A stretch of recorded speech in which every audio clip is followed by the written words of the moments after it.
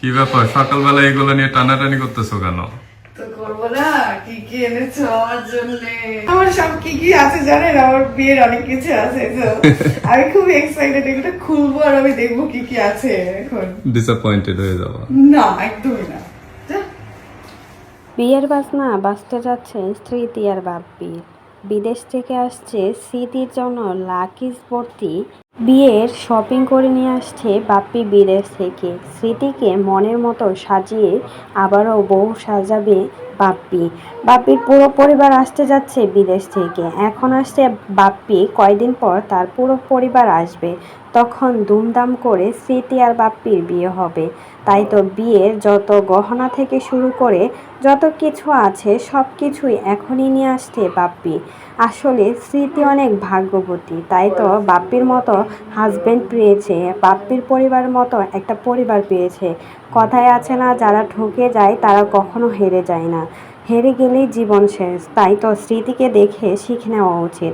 আসলে এই মেয়েটার জীবনে অনেক কষ্ট ছিল, প্রথম স্বামী ছিল অনেক খারাপ, আর এখন যাকে পেয়েছে তার মনের মতো পেয়েছে, রাজরানী করে রাখে স্মৃতিকে। তাই তো বাপ্পি মনের মতো শপিং করে নিয়ে আসছে স্মৃতির জন্য।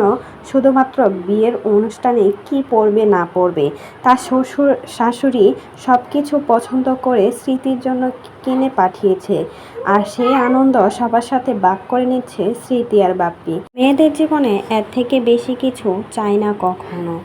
ভালো একটা জীবন সঙ্গী হলে হয়তোবা জীবনটাই সুন্দর হয়ে যায়। তাই তো স্মৃতির কপালে বাপ্পির মতো একটা জীবনসঙ্গী পেয়েছে, যে কিনা বন্ধুর মতো স্মৃতির পাশে সব সময় থাকে।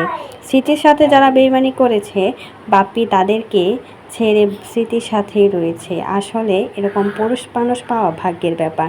তাই তো স্মৃতি অনেক ভাগ্যবতী, বাপ্পির মতো একটা ছেলে পেয়েছে, তার পরিবারের মতো ছেলে পেয়েছে। যাক, অনেক ভালো হয়েছে। বাপ্পি স্মৃতির জুটি দেখে সবাই তো প্রশংসায় ভাসিয়ে দিচ্ছে। আসলে এই মেয়েটা অনেক কষ্ট করেছে, তাই তো তার কপালে আল্লাহ এরকম সুখ লিখে রেখেছিল। কয়দিন পর গটাক করে বিয়ের অনুষ্ঠান করতে যাবে, তাই তো এখনই শপিংটা করে নিয়ে আসছে বিদেশ থেকে।